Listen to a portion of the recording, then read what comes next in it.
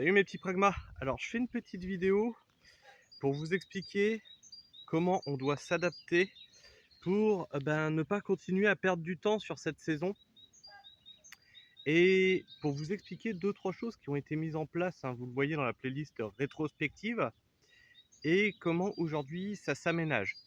Donc comme vous le voyez ici, je suis sur mes structures à tomates, d'accord. Théoriquement ça fait déjà, on est fin mai, ça devrait déjà être début mai qu'on aurait dû commencer à planter les haricots nains. On peut pas, trop de pluie, etc., etc., d'accord. Donc vous voyez ici là, donc là on est dans ma zone à tomates avec les structures, hein, toujours, tu vois, les structures il y en a partout. Et donc là je commence du haut. Alors pourquoi du haut? Parce que normalement les sources elles viennent du haut et elles coulent vers le bas. Parce que du fait qu'elles coulent vers le bas, c'est le bas qui est humide et le haut qui est plus ou moins facile à travailler. Et donc comme tu vois ici, j'ai une ligne de tomates centrale qui finalement montera en toc, ici de mon doigt, en deux branches, tac, sur chacune des plates-bandes, d'accord. Donc là, comme tu vois, un module, ça fait normalement 5 plates-bandes. Tu vois que j'ai une plate-bande, deux plates-bandes, trois plates-bandes, et à côté, oh, c'est encore enherbé. Bien oui, parce que celles-ci, elles ont été plantées il y a une dizaine de jours, et celles-ci vont venir début juin. Théoriquement, c'est fait pour étaler la production. Et tu vois qu'il y a tellement eu peu de chaleur que mes plants sont restés encore tout petits. Et du coup, qu'est-ce que je fais sur ces plates-bandes-là? Eh ben, je les désherbe un petit peu. Alors, il n'y a pas beaucoup, hein, tu vois.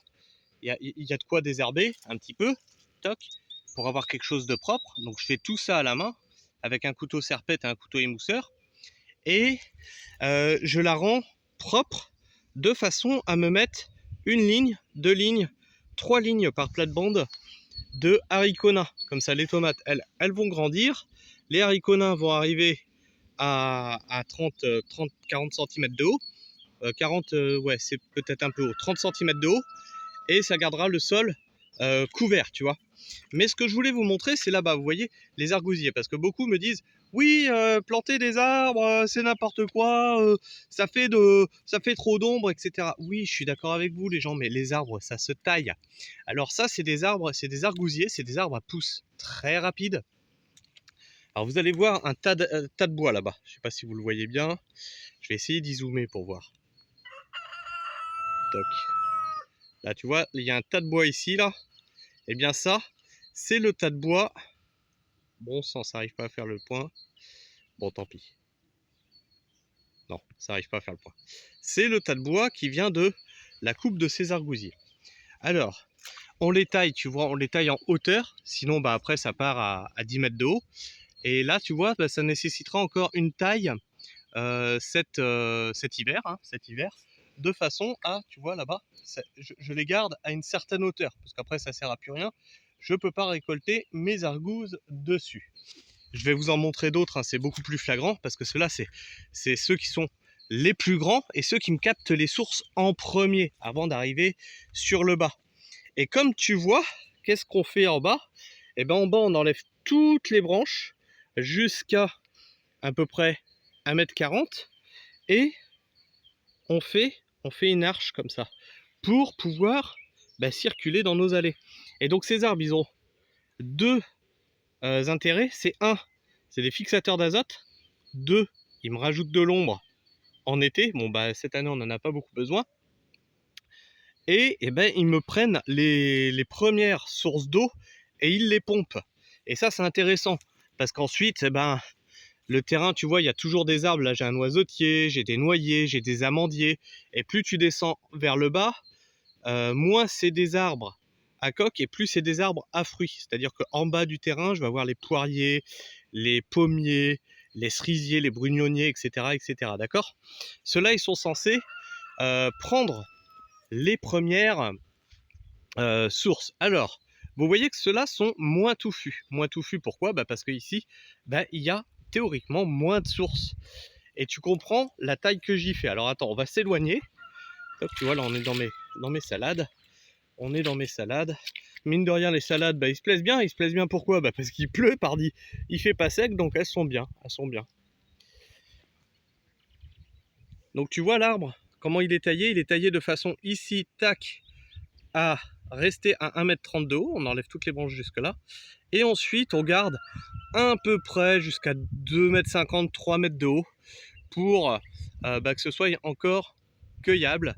Et ce que tu vois, parce que là tu vois il est tout petit cet arbre là, tu te dis ouais mais il fera jamais beaucoup d'ombre. Alors on va s'éloigner puis je vais vous montrer.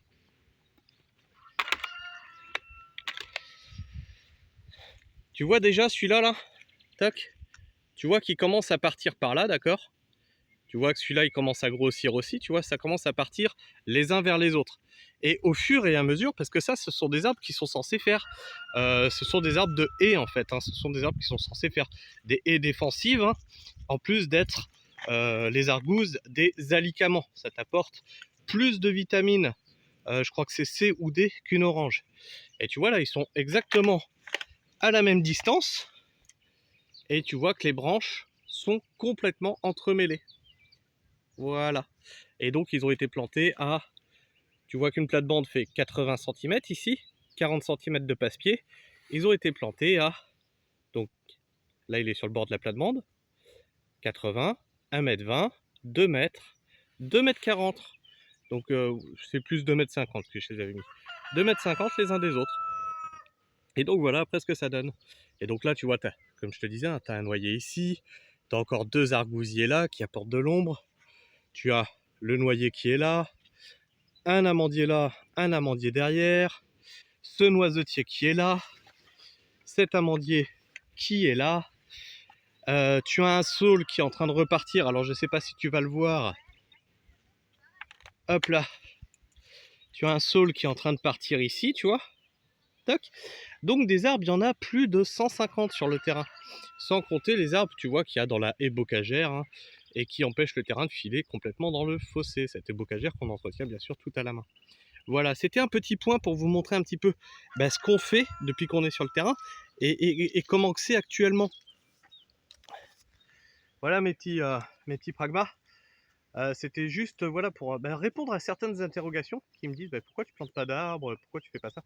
En fait c'est fait, mais le truc c'est que quand on filme, vous les voyez pas forcément, parce que souvent on est en hiver. En été, vous les apercevez pas forcément parce que c'est perdu dans le reste de la verdure. Exemple, là je viens d'en filmer et vous les avez pas vus. Vous les avez pas vus parce qu'ils sont noyés contre la haie bocagère. Et pourtant ils sont pas contre la haie bocagère, hein, ils sont à 15-20 mètres. Regarde, si je te les montre, tu vas les voir. Toc, tu en as un, par exemple, ici. Cerisier. Pêcher. Un autre cerisier derrière. Mirabellier, etc. Tu vas voir, tu vas comprendre. Mais là, tu les vois pas. Tu les vois pas parce qu'ils sont perdus dans toute la verdure. Tu vois, tu vas comprendre. Donc il y a plus de 150 arbres qui ont été plantés la première année. Et on en a rajouté 50 dans un verger. Toc, tu vois, regarde, si je me mets comme ça, d'un seul coup, tu les vois mieux. Hop là, tu vois. Tu les vois beaucoup mieux. Voilà. Donc voilà, c'était une petite vidéo pour vous montrer que oui, il y a des arbres qui sont censés pomper l'eau du terrain, parce qu'on est arrivé sur un sol hydromorphe, on le savait très bien. Et donc c'était la première chose qu'on a fait sur le terrain. Je vous invite à voir la playlist rétrospective. C'est l'une des premières choses qu'on a fait, c'est planter des arbres pour pomper l'eau justement. Voilà, je vous fais la bise mes petits pragmas. Prenez soin de vous, prenez soin du sol et restez pragmatiques. Ciao.